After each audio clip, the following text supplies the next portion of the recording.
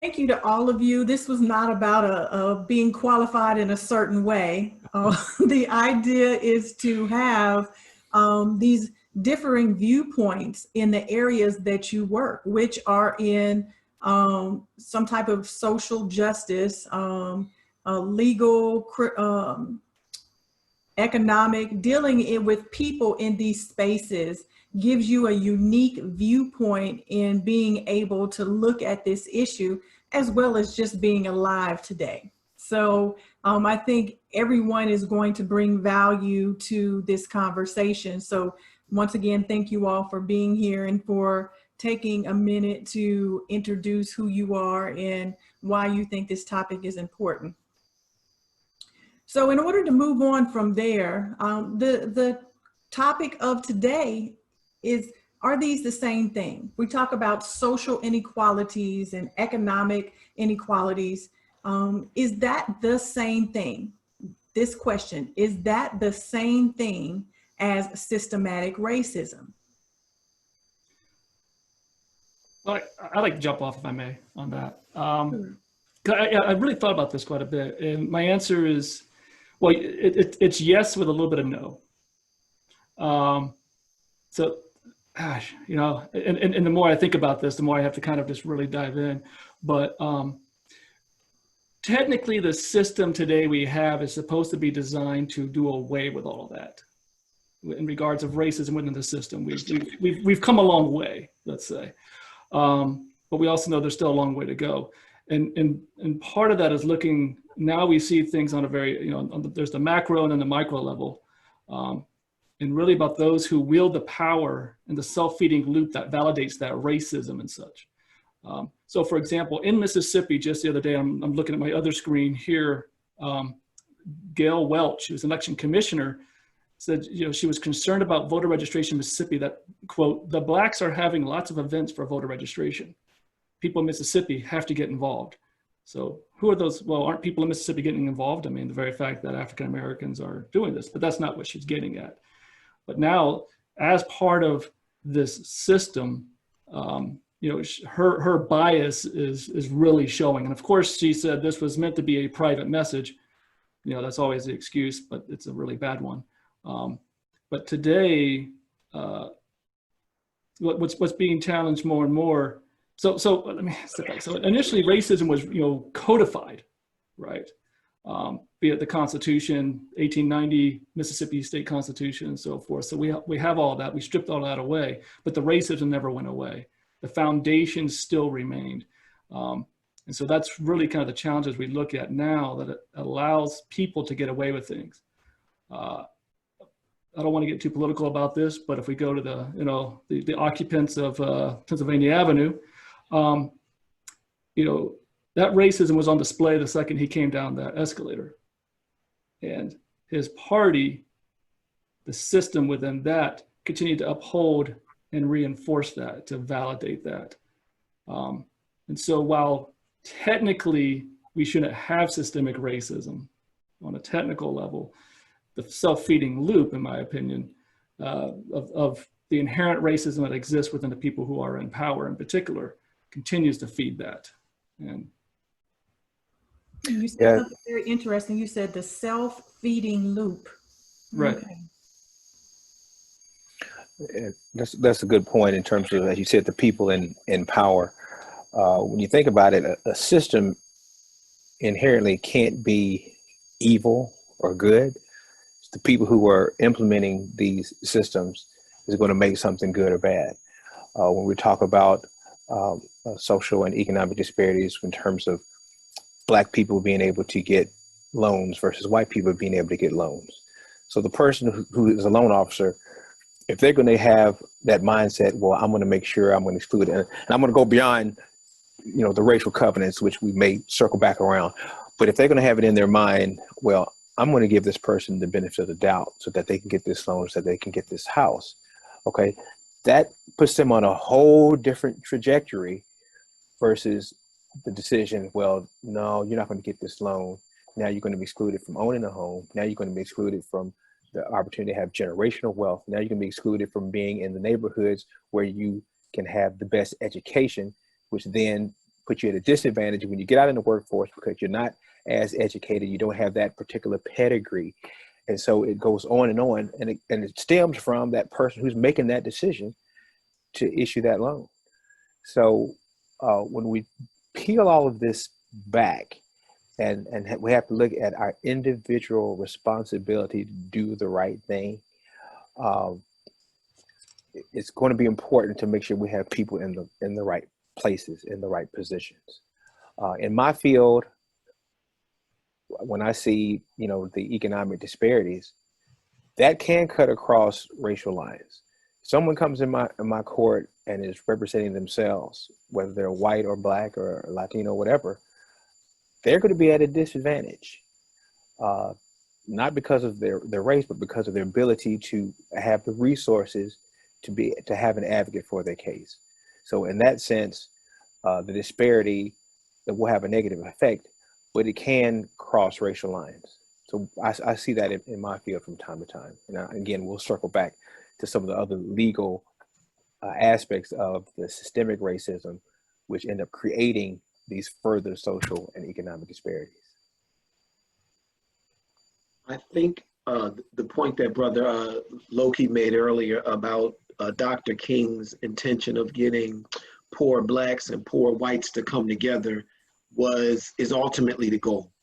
In America today, when we talk about poverty, unfortunately, it's like there are two worlds. We have Appalachian poverty and we have urban poverty. One is seen as those that are impoverished because of bad economic conditions and being disadvantaged. The other is seen as impoverished because of lazy, not working, sitting down, not doing anything, not getting a job, being slaves to the system.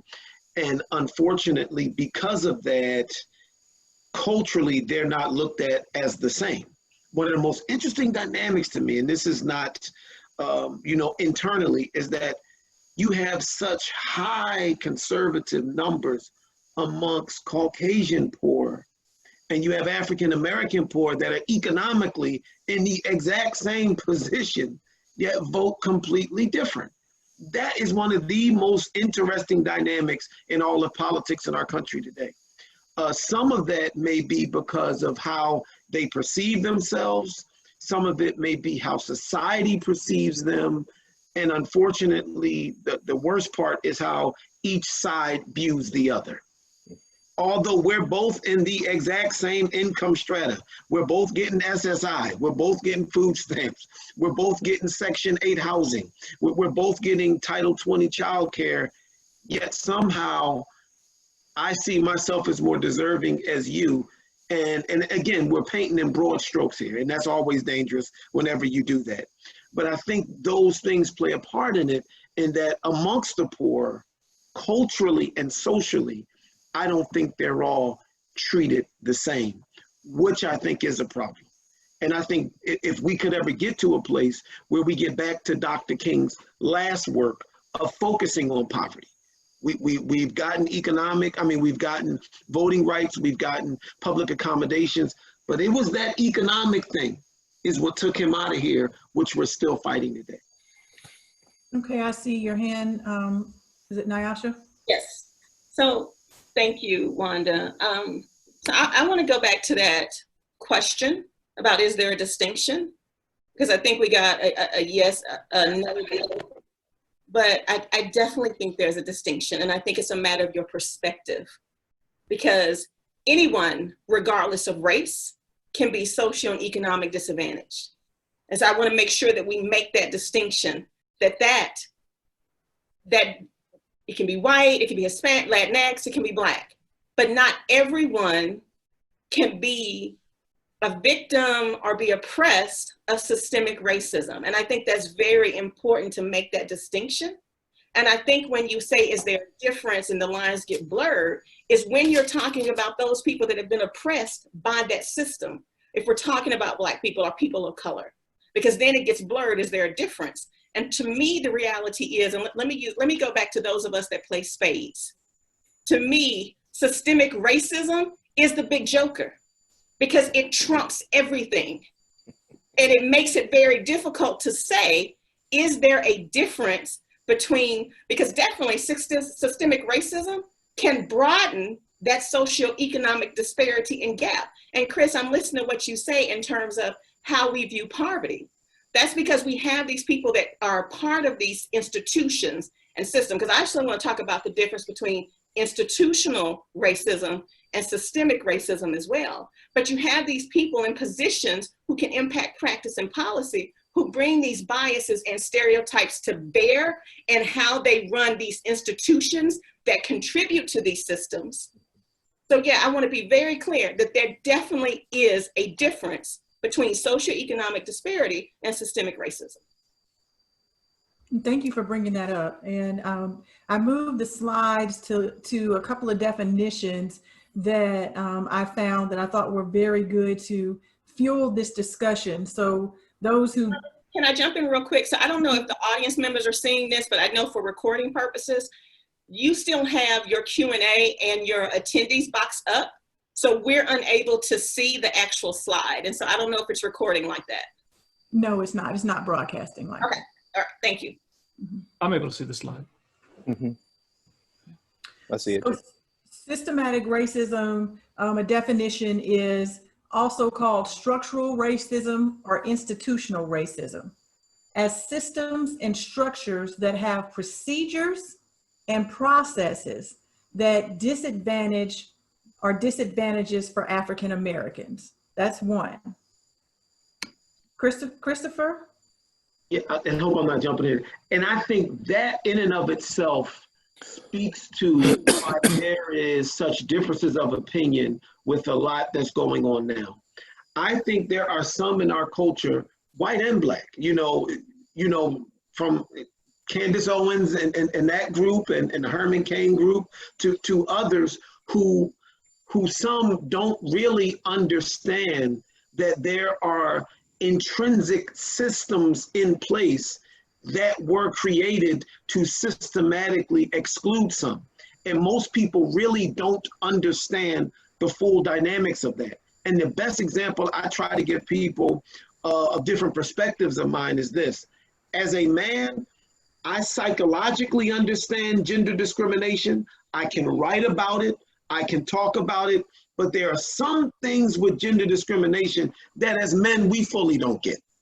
Because where we're used to responding, a lady will say, no, bruh, it is not, it's more serious than that. You know, and I think that's where some people don't understand the full dynamics. And I'm not letting anybody off the hook for that at all. But what I am saying is that there are some people that really do not understand that laws were created, structures were in place, bureaucracies were formed to creatively and systematically, just like you can use education and degrees for good, you can also systematically use them for evil. And that is what has taken place. And that's why systematic racism is so real and so prevalent today in our society. Okay, and I think that falls in line with the second definition that we have on the screen. So no, thank you. Anybody else want to jump in? Well, I think part of the problem you run into as well is particularly how white people view this, and that slavery was in the past. We could sit there and say, look, this was a system that was created to oppress. And we go, yep, I got that. Jim Crow was a system that was created to oppress. Yep, I got that.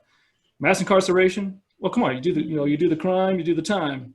And so they don't see too often how we are all downstream of the past, and those systems are, just are feeding on itself, just being rebuilt and restructured to continue to maintain a particular power structure. And that racism in and of itself is, like the black and white photographs behind me, people at the lunch counters, the buses, the mugshots, these sort of things from the civil rights movement and whatever. But and that's that, and I'm not that. I'm not the guy wearing the hood. I'm not the guy burning the cross. So I can't be that. And they don't see how all this fits in still today. That we're just really, gosh, I mean, it was a month ago that the last pensioner, last person received a pension from the Civil War. Right. Died. I mean, we're not that far removed. So. And I'm gonna give the floor to Stacia. I think she's finally ready to say something. Well, I wanted to say that I think, like, as a white woman, I've always lived in the South. I've never lived outside of the South. I worked in California and commuted there for about 10 years. And coming to terms with the fact that there's an understanding, like Loki was saying, that I think a lot of white people don't really understand the definitions. And so when they hear the word racism, they think hate crimes, lynchings, things that happened in the past, and they're like, I'm not part of that. But what we're not really having discussions about are the fact that we're socialized and we have those racial biases that are built into us, whether we meant for it to happen or not. And I personally think that one of the most important, hopefully, things to come out of these discussions is that Black and white people will build relationships where they can have discussions that will actually drive change. Because as long as we're functioning in two separate boxes, so to speak, nothing's ever going to change, because white people have this narrative and we don't understand that racism built the systems that we're dealing with now. And so systemic racism, in my opinion, and from what I'm seeing with my work in the court system with juveniles, is that it was built on white privilege. The systems were built to promote whiteness, with whiteness as the underlying, looking at white people mostly and not considering all the other issues that play into that system, which is, I think, why we have such a huge disparity within the systems that are supposed to represent us all, that represent some of us more openly than they do others. And if I can jump, I'm sorry. What's always so interesting on the point, Stacia, that you just mentioned, is that sometimes people don't realize how serious something is until it hits their front door. And I think we're seeing that now with the whole opiate issue and how, as a society, we're handling that. We're handling that with a more holistic approach of, it's not just lock them up and throw away the key. It's not just whether you're a user or whether you're a seller. It's okay, there are other issues. There are alternatives. There are treatment programs, not what we saw in the 80s and 90s. And I think that's a direct product of, hey, you mean my son or my daughter who's taking pills is about to have to go away for 5 to 10 years and have a felony on their record and can't get into college and can't get a job? Some of them can't go serving in the military. No, we have to change this. And it's a sad thing when it gets to a point where everyone has to get their hands burnt until they recognize how serious something is. Yeah, they didn't see it when it was crack. Right. Exactly. They did not see it when it was crack. That was like, oh, this doesn't affect us. But Rupert, they see it now from their perspective. I'm not certain that just because they see it, there's also then that acknowledgement and realization that how we dealt with the crack epidemic in the 80s and 90s was wrong. So my point is, just because you acknowledge it from your standpoint of privilege doesn't mean that we've come and done what we needed to do to acknowledge that a system was built for in the 80s and 90s that destroyed the Black family. Destroying. That acknowledgement. And it's still impacting right now. I mean, how many young men out here now, are coming home based upon, what the previous president did in terms of the sentencing laws and changing that, and can't get anything. I mean, cannot get a job. Only can work in labor or certain fields and still have that big F on their chest carrying around with them. And most importantly, Chris, cannot vote. Mm-hmm. Oh yeah. And how that image transcends to even people like me, a so-called Black professional. True story. I'm asked to speak on, ironically, implicit bias in our justice system. And I'm walking the room, we're having a reception, and everybody's talking to me. I'm dressed like this. Everybody's talking to me. Hey, good to see you, Judge Byrdsong, having a good time. The next morning, when I was supposed to do my presentation, I just had this crazy idea. Let me see something. And so I took my suit jacket off and I put on a maroon hoodie. Now, the night before, I couldn't walk 2 spaces without, the lawyers wanting to schmooze with the judge. And that was fine.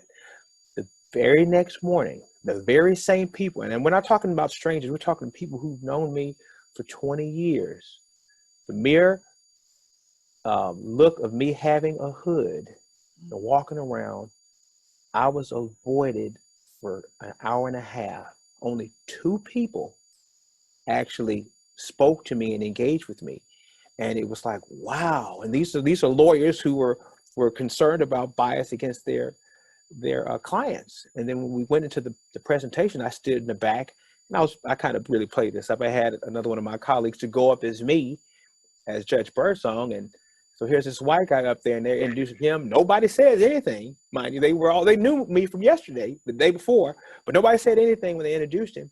And then when we started the panel, I said, wait, stop. That's not Judge Byrdsong. I took my hood off. I am. And you could hear a pin drop. And everybody just looked and like, oh my goodness. Oh my goodness. So this deal about, are we seeing people? You see a black man in a hood, even as a judge, you can see my face.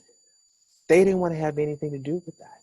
And so all that, as we talk about in the 80s and 90s, those negative images that they've sensationalized, it's carried on in today. We're still fighting that.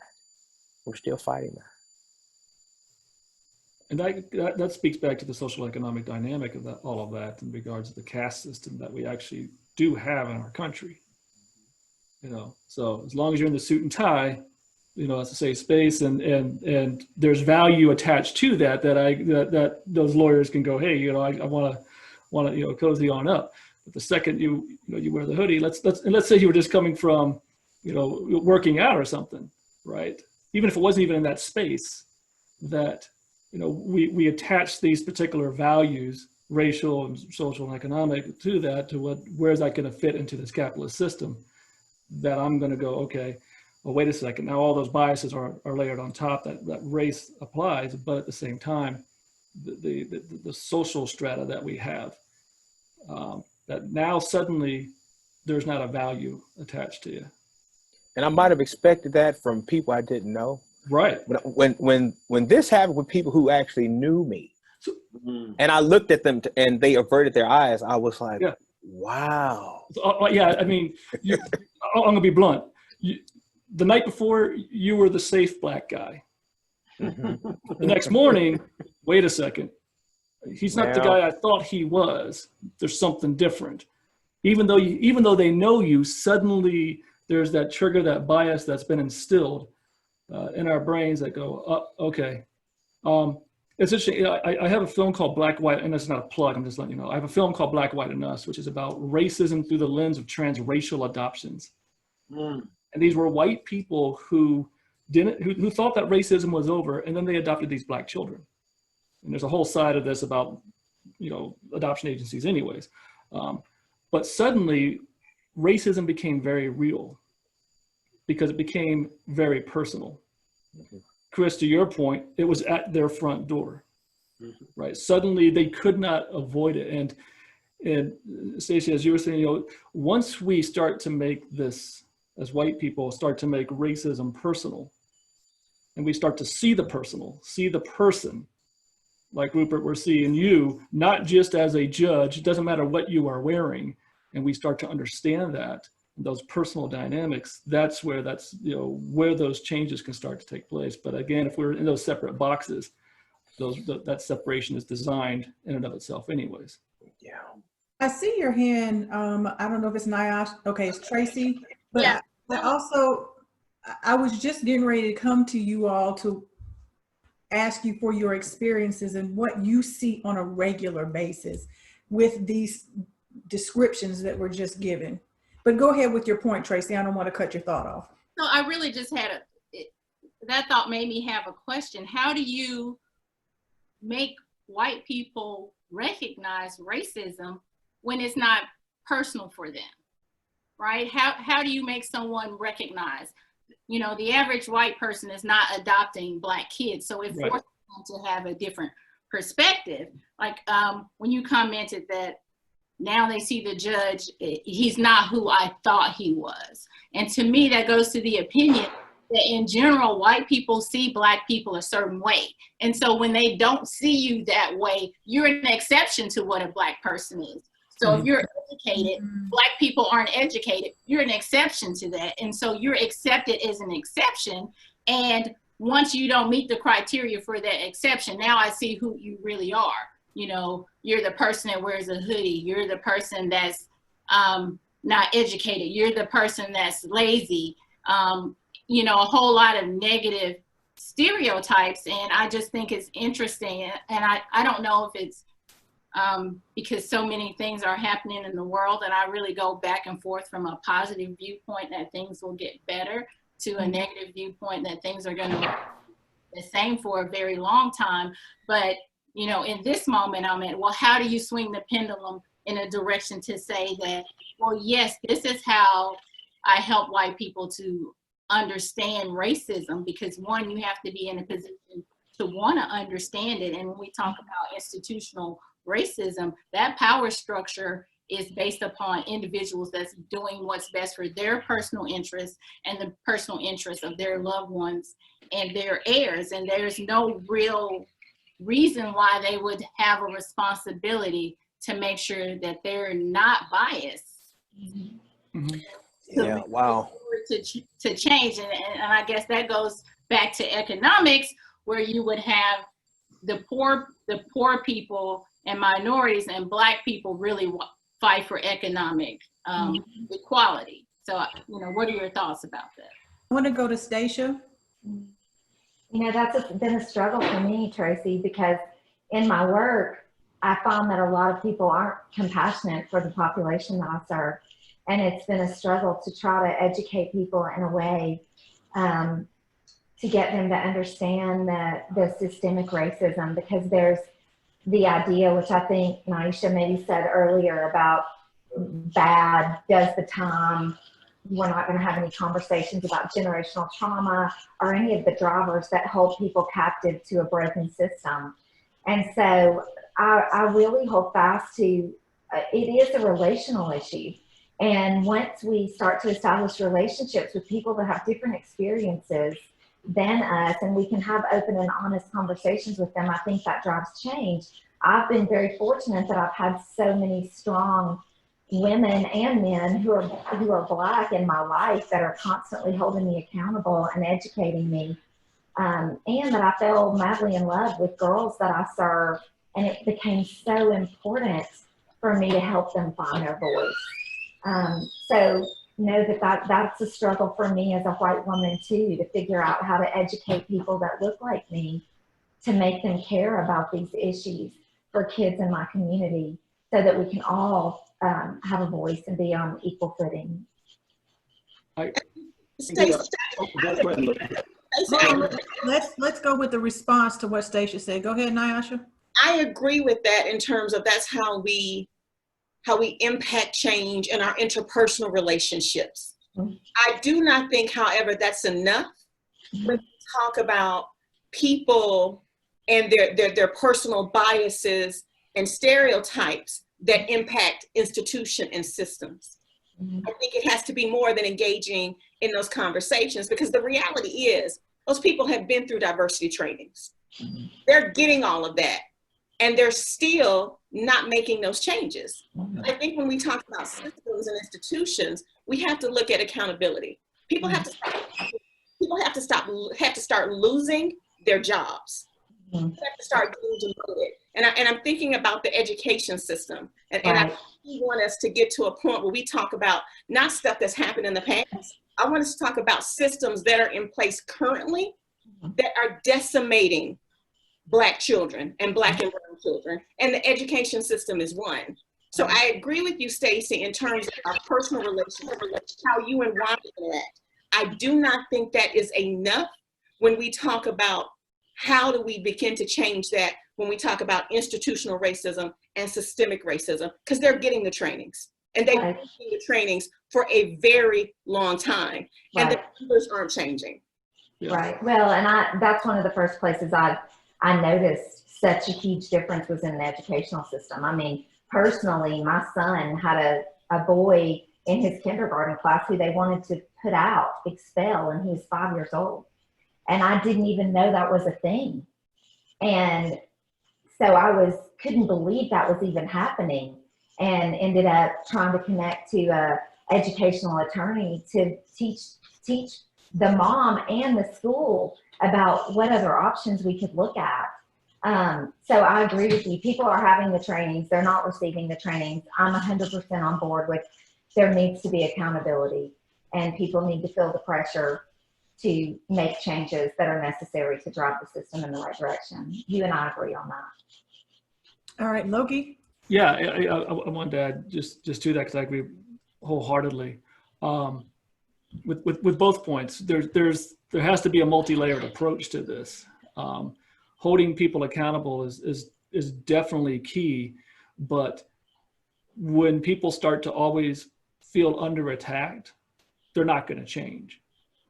Now, part of that's the accountability factor, going, look, if you're going to be, we're going to bankrupt racism, okay? They used to call it boycotting, right? But to bankrupt that racism, even on a personal level, we're seeing that right now, where people who are showing up on Facebook and stuff and saying the stupidest things or doing things, and now, bam, their employer is saying they don't represent our values. Now, honestly, I don't think those employers even knew they had those values, but they are afraid of the economic backlash. So we're starting to see that now, which is refreshing. But the personal relationships, which don't exist in this hyper-segregated society, that's an element that needs to be there. And that the onus has to be, quite frankly, on white people to make that leap. Racism is our disease. We got to quit asking everyone else to cure it for us. And the education system, in particular, I saw a post this morning. Someone said, the next biggest problem we got to deal with is all the Karens who are teaching these kids. Because 80% of the teachers are white women. And they come in there with that bias. By the time you graduate from high school, if you're a white person, you should feel really, really good about being white, because that's all you really know. The system just reinforces that, and that everyone starts to see that normed whiteness there, wherein and they don't see the positive, aspects of anyone else but themselves. And so in the education system, beyond just the school to prison pipeline, it's the lens of which how we see other people needs to take place in education, so that white people come out going, that the black judge is not the exception, because Rupert's not. We know that. There's a lot more. There's a lot more black professionals, Hispanic professionals, of all walks of life that are out there. But because we don't hear that, and we don't see that, particularly in schools, what else would you know? The system continues to feed itself, because those white teachers don't know any different. Who were they taught by, and who were they taught by? Well, no, that's where I know I'm not on the panel, but no, they know something different. They're choosing to stay in what they have seen and heard and continue to speak the same mantra. They know the difference, but they're more comfortable staying with what is in their knowledge, and to continue to promote the white privilege, whether they call it that or not. Right. But I think it was said earlier, acknowledgement and then taking action to it are two different things. People choose to stay in what's comfortable. Mm-hmm. I have a raised hand. Yeah. I don't know if it's Tracye or Nyasha. It's me. So you all, let's just give me a few minutes, you all, to walk y'all through some stats and the system, because I think the child welfare system, which is where I've spent the majority of my legal career, is the perfect model for how systemic racism thrives and flourishes. And I don't want to talk about actually once children and families are in the child care or the foster care system. I want to talk about how institutions pour into it. So if you look at where the referrals come from in terms of how children end up in foster care and how those families end up in that foster care system, healthcare professionals, you can see the difference in racial breakdown with how healthcare professionals report abuse and neglect. You can see it within police, how we call them in Tennessee, used to call them gifts of the court, and how both court officers and police officers bring children into custody, we can look at the breakdown in race.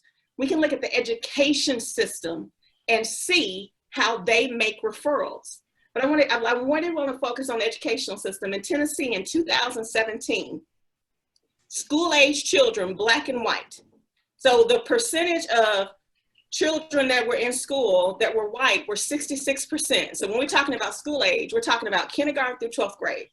66% of school age children were white in 2017 in Tennessee. 19% were Black. When we look at the suspensions of school age children and the breakdown, 3.2% were white, 14.6% were Black. We're talking about only a 4% difference roughly between the number of Black kids that were school age in Tennessee and the number that weren't suspended. That transcends you all poverty. That is going across the socioeconomic gamut. But what happens when kids are suspended? And that same data shows us that white kids were more likely to be placed in in-house school suspension, and Black kids were more likely to be out of school suspension. When you're out of school, attendance is counted against you. That impacts compulsory attendance laws. Your parents can be cited to court when you miss that many days of school. If you're out of school, you're not receiving instruction. If you're in school suspension, attendance is not counted against you because you're in school, you're counted as present. You're also still receiving instruction.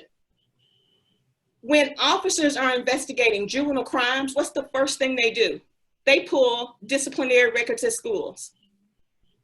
So if they see suspensions on, that's already then targeting that this is a problem child, this is a troublemaker child.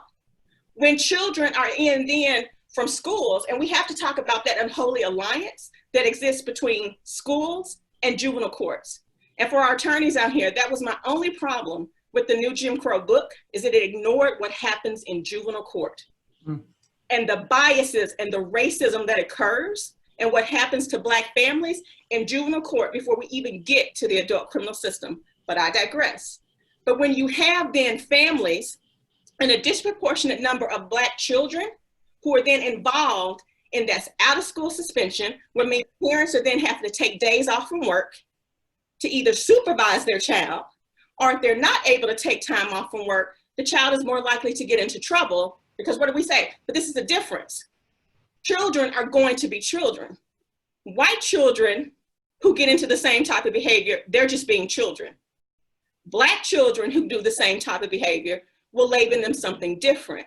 But parents are taking off from work and they're also risking losing their jobs because the majority of parents are not going to be salaried. And so I need for y'all to understand when we talk about systemic racism and we talk about institutional racism, be very clear and stop saying the system is broken. It's doing exactly what it was designed to do. And we keep overlooking these systems that are in place right now that are actively doing what they were designed to do and are destroying, decimating the spirit of kids of color, particularly Black children.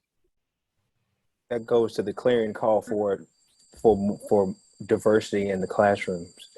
Nyasha, my mother, I think she's on this call, you know, she had a reputation of getting these kindergarten Black boys in line. And of course, she was an expert because she raised 4 sons. But they always found it amazing how she could get them to turn around versus other people who they would get written off. I can even use my own son as an example. You know, he's on a school bus and he's kind of, you know, being a kid and acting up.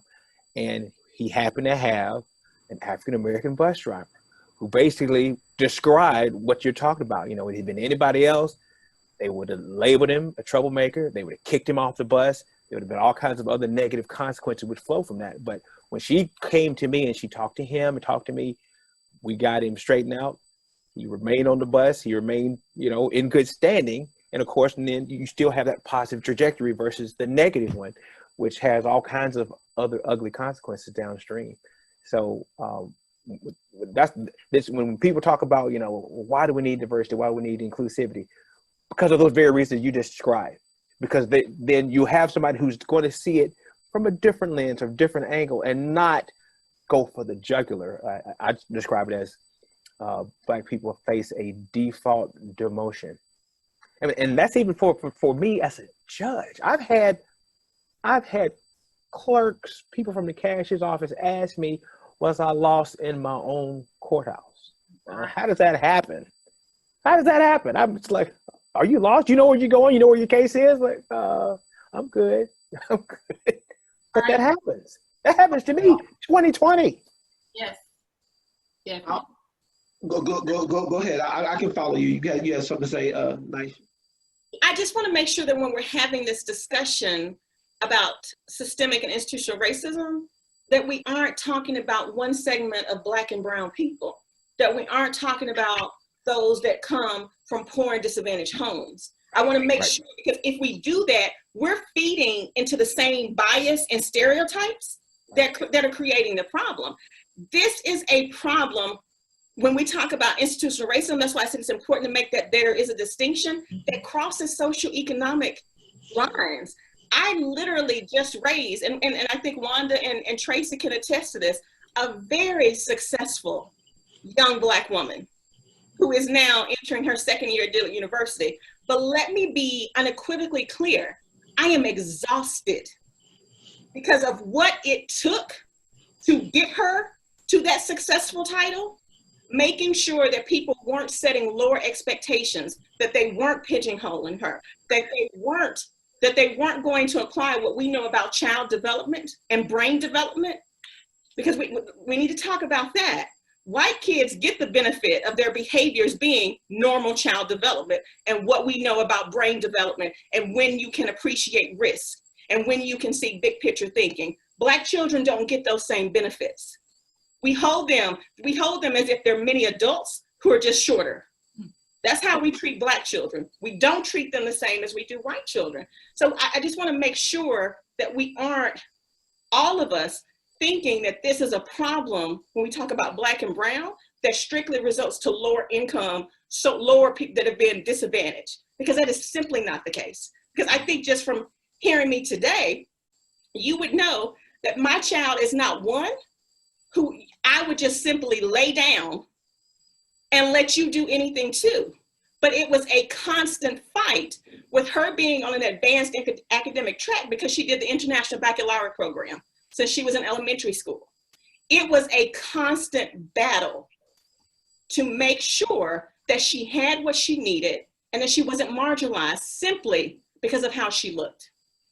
Well, let me say this. My biggest frustration with a lot of things going on is because a lot of the things that we've identified are either A, codified, they're written into the law, or their practices are elected officials who aren't doing anything about it.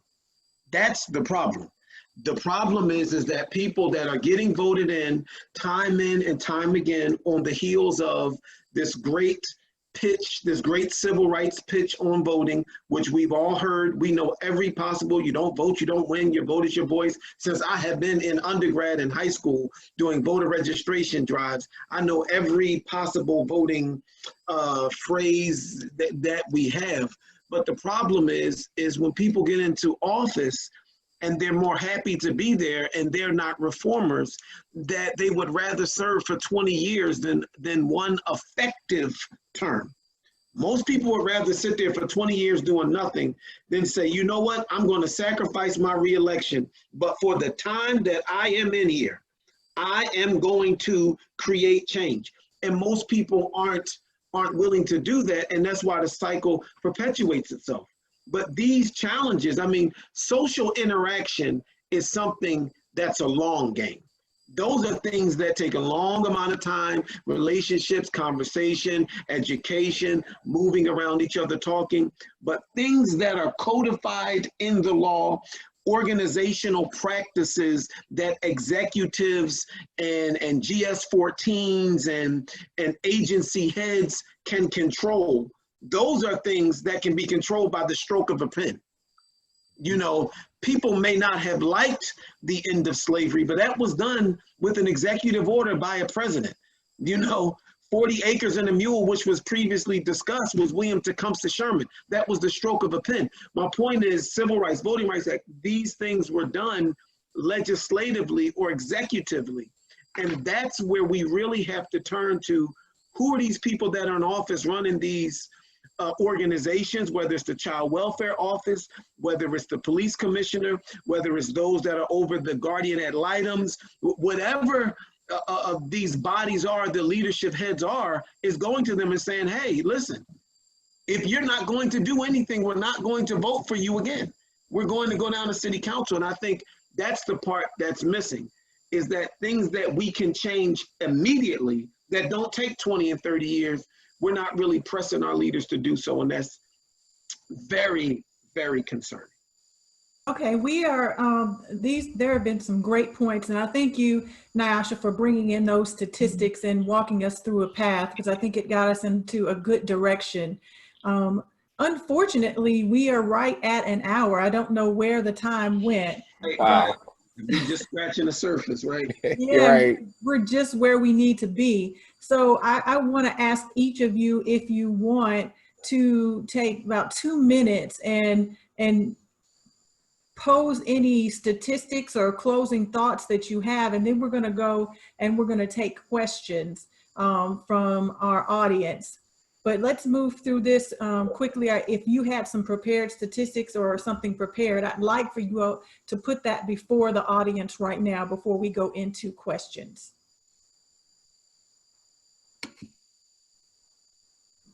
I would like to go back to the statistic that I mentioned earlier in terms of voting trends amongst poor whites, Appalachian whites, and African Americans that are also in the same economic strata that live in urban communities. It's about 70-30 in most of those areas. And does it make sense to have a unified voting bloc amongst the poor? Or does a checks and balances system in politics work? You know, because I think we have too many. I think on the one hand, there's voting blocks now, and we can have a conversation about how has that worked out? You know, how has that, you know, led to anything? So I think that's a statistic that would jump out to me. Okay. Anyone else? Okay, so let's go with any closing thoughts that you want to leave, even if you don't have any statistics. Does anybody want to leave any closing thoughts before we move to audience questions? Well, I think we need to encourage enlightened people to be in these positions where they can make changes within the systems. When I was in a criminal assignment, it was a misdemeanor assignment, I dismissed more cases in 1 year than most of my colleagues have done in a 20-year career. Why is that? Because of my perspective of seeing, able to see, willing to see racial profiling with some of these cases. And I would look at the prosecutor and like, really? And I would dismiss case after case where it was so evident. And it got bad, so bad one time that one of the officers wanted to come back to chambers to apologize about what happened. And I didn't call him a liar. I didn't say that he was just, you know, out to get this person. I said, listen, I'm not going to do that, but I do know that you've been trained to document information, and your report was so different from your testimony that I had problems giving you some credibility. So, you know, you need to work on that. But we need more Black prosecutors. We need more Black public defenders. And I'm always going to say we need more Black judges who are going to see and take this job seriously. And especially because my goal is to be objective. My goal is to make sure things are fair. So if I come to the table with these biases, implicit, explicit, or whatever, in terms of holding somebody back just because of the color of their skin, the consequences are going to be devastating. So that's why this is important, to get people to check those and treat just people as humans. And thanks for having us here, Wanda. I would like to say that I agree. One of my thoughts is, especially in the criminal justice system, there does need to be more Black prosecutors, and there needs to be more diversity, but not in the way we think of diversity. There needs to be more diversity in the sense that it's inclusive, that it's more equitable, and there's a commitment to doing the right thing and learning about other cultures. You know, one of the things, we have a intern training program at the beginning of the summer, and one of the things that I like to talk about with my experience of being a prosecutor and what I think a prosecutor does, I talk about, one, a prosecutor's job is to hold someone accountable for breaking laws, not based on if you like this person, their personality, or what you think about this culture. The other thing is that you are there to advocate for victims. In a sense, I think it gets lost often in the criminal justice system, at least in a city like Memphis with a population that's majority Black, that a lot of victims are Black and a lot of victims are poor. And so a lot of times when we hear people advocate for criminal justice reform, sometimes you only hear about, let's not lock up people, let's let people out of jail. And we miss the mark of poor victims that feel like the system does not serve them, because you have these elderly women that sleep on the floor because these gang members are shooting in their neighborhoods all night long. And then there's the concern, why are you after these young men? But we forget about these victims that need a peace of mind. And so I think Black victims are often overlooked in the criminal justice system, which goes to victims like Ahmaud Arbery and Breonna Taylor, where people are protesting, arrest the people that have committed a crime against them. Even though they are police officers, they're still people that have committed a crime. So that's one of the things I would like to be more in the conversation about criminal justice reform, are Black victims, because when you think of victims, your mind probably automatically thinks of white people that have been victimized in the community.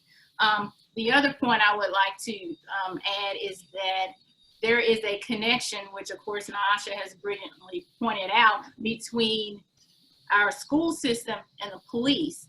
And one of my assignments is as a community prosecutor, where I actually sit at a police precinct to advise officers, but also be a liaison to the community. And so being there, I'm privy to a lot of things I did not see being in the main building and simply going to court.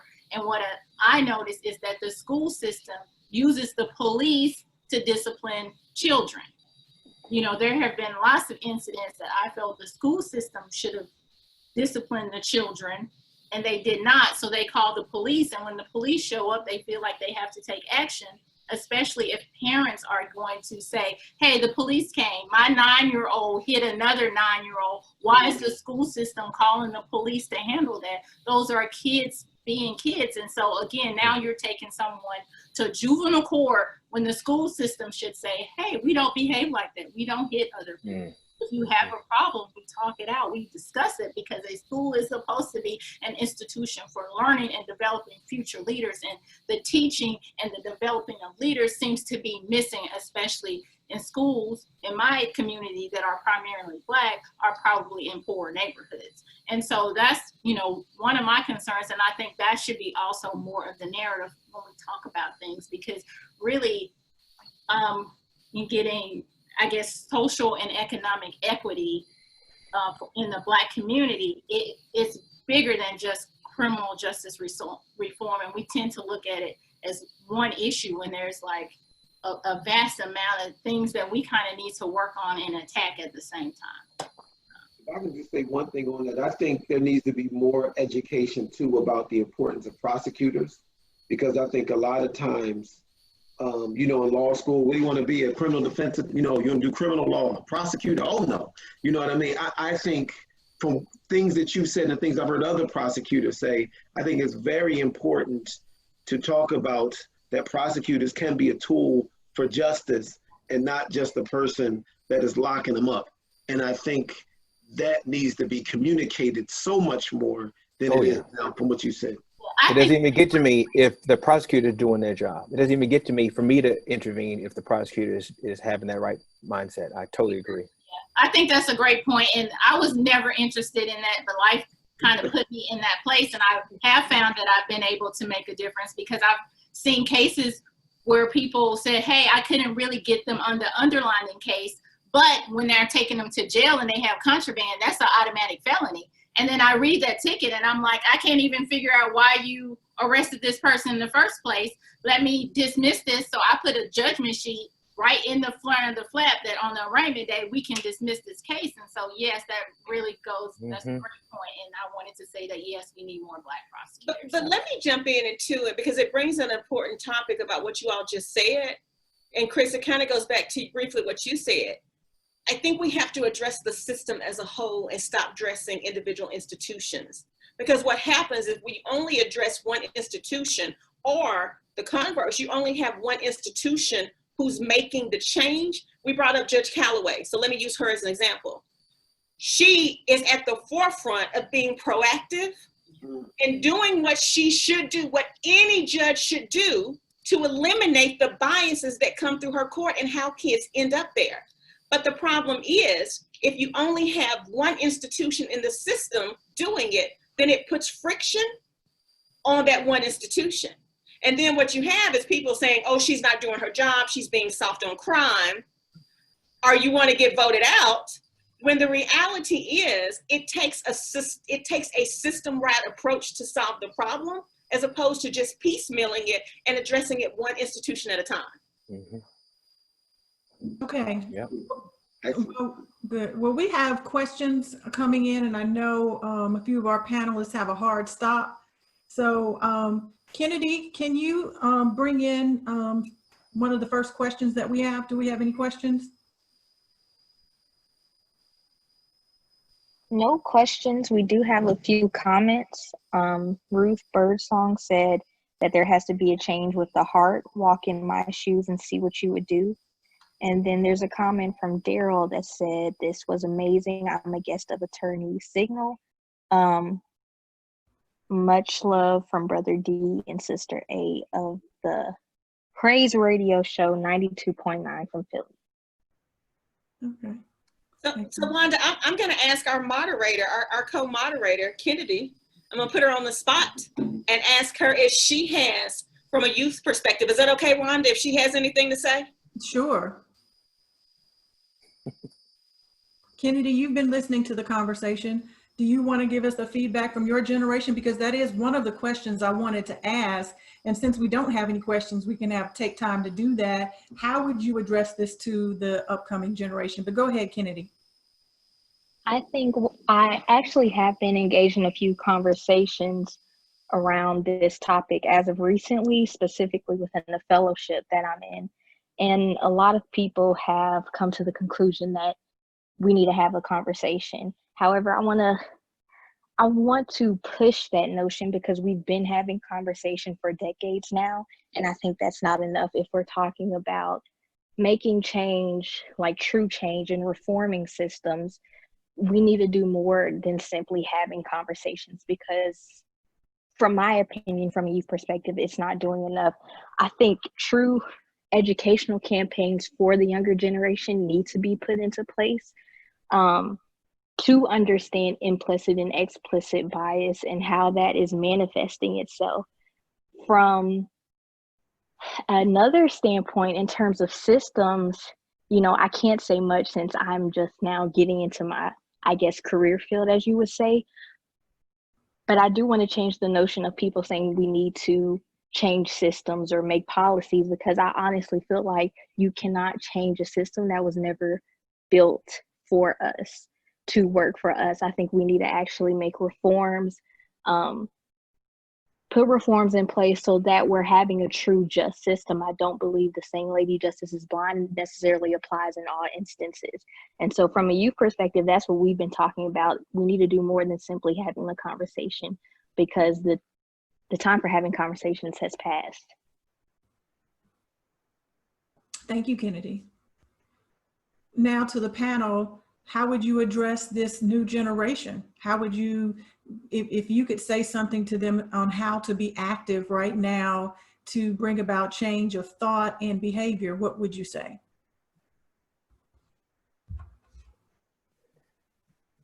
I would say that the heartbeat of any social change has always been the youth. The youth has always been the driving force.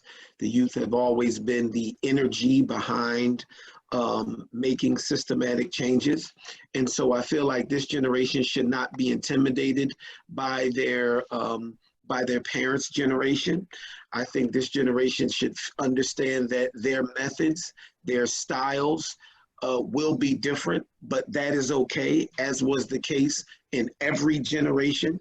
I also would say that, and this is not something that the youth need to know, is that don't be afraid to create systematic changes, which is the very nature of youth.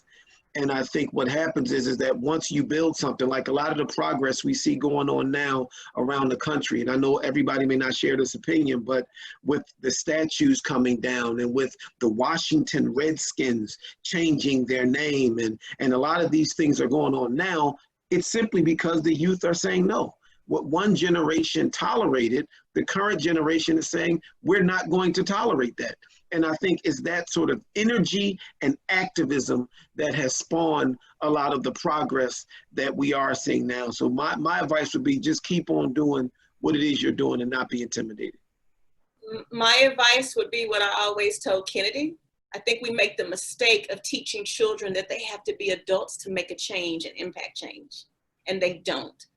So my advice would be that regardless of where you are, what age you are, to use your voice, and those voices are powerful, and to keep fighting. I'm very encouraged. I'm the most encouraged, you all, that I've been in a very long time with what I've seen from the youth out of the last 2 to 3 months. Dave Chappelle, I don't know if anybody watched his, what is it, 846? 846. He said, I am perfectly fine being in the back seat right now. He said, because these young people are tearing it up.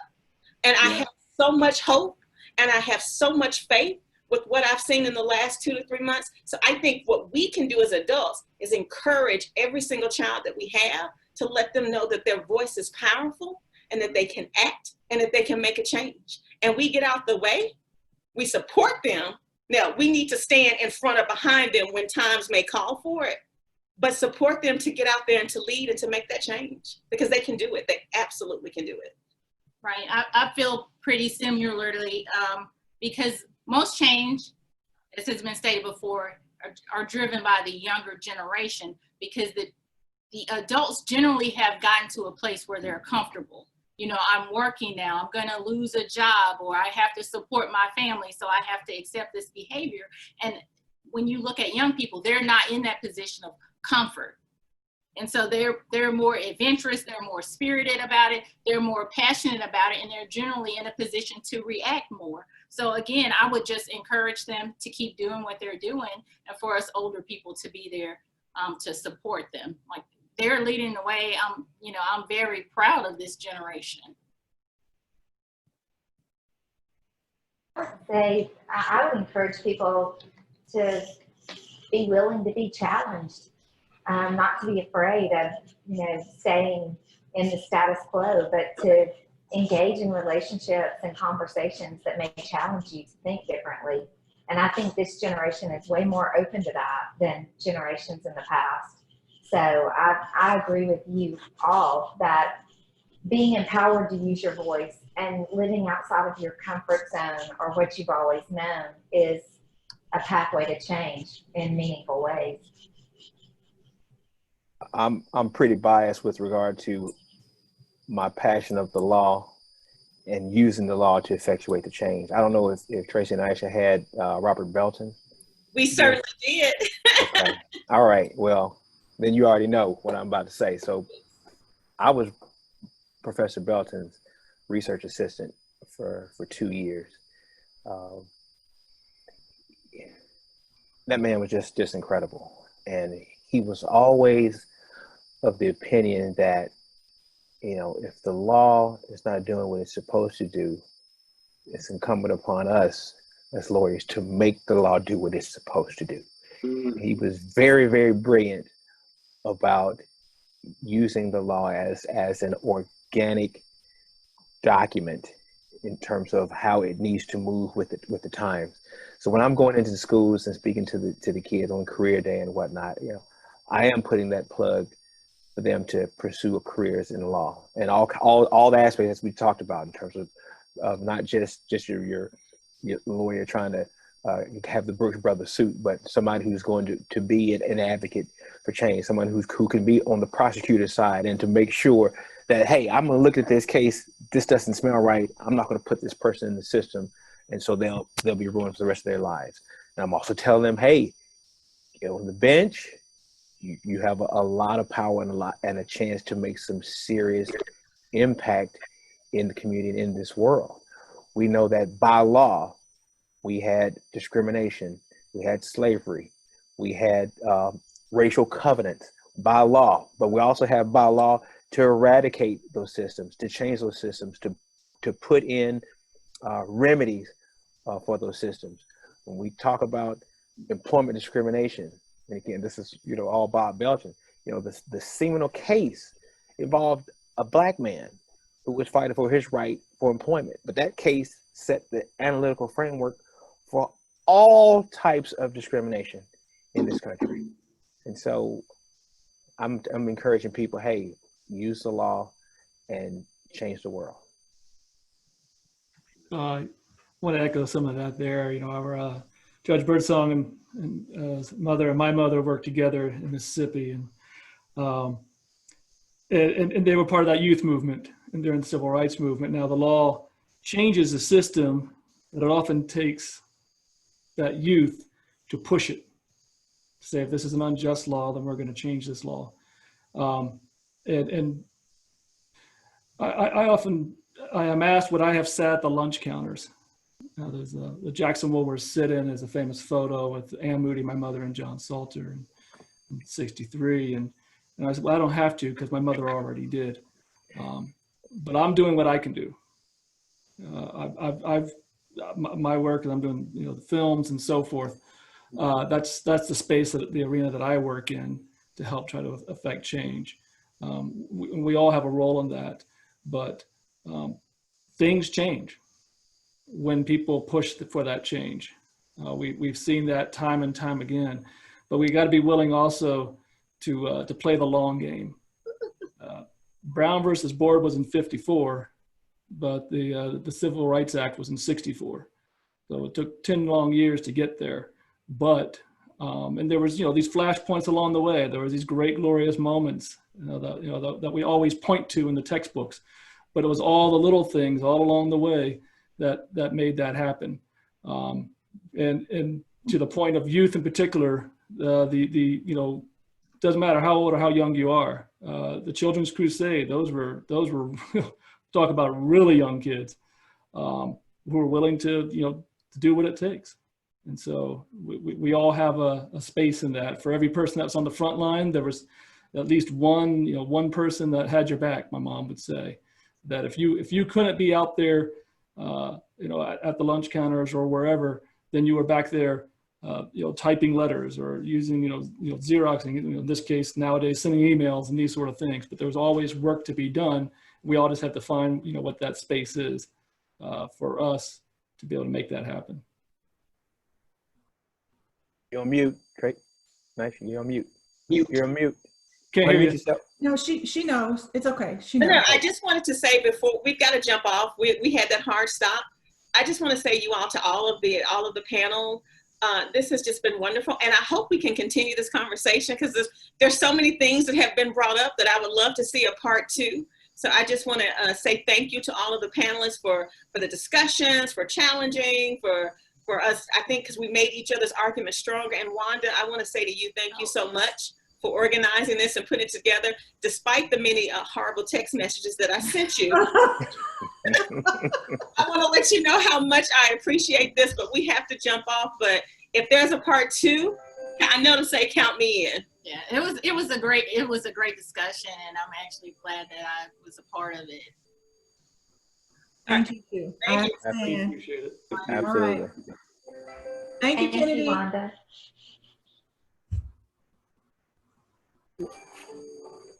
All right.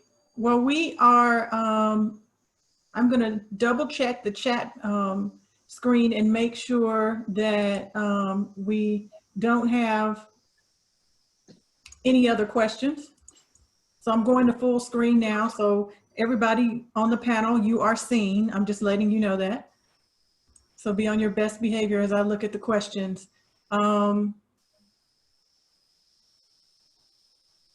All right, so no, we don't have any last minute questions. So I just want to take this time to say thank you so much to each of you. I know you had to take time to prepare, time to take away from your schedules, your livelihoods, your families.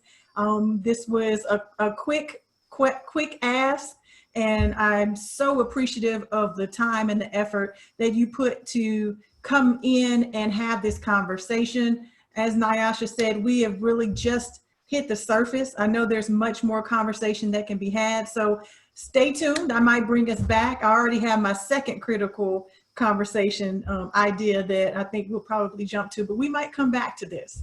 So thank you so much. I want each of you to be blessed. And my hope and prayer is that you continue to impact change in the areas that you're in, that you continue to have the hard conversations that chip away at those who do not understand the differences. Please continue to share this conversation for our viewers on YouTube, for our viewers on Zoom. Thank you for your time today. We will have this available for replay. Please share, share, share, and hopefully out of this, everyone who watched will be able to start and have their own critical conversations that are necessary for change. Thank you. And we look forward to having you at our next critical conversations. Awesome. Nice to meet everybody. Wonderful time. Thank you. Absolutely. Nice Ready to for round meet you 2. all. Thank you. Thank you so much. Wonderful. All right. Bye. Take care. Bye, y'all.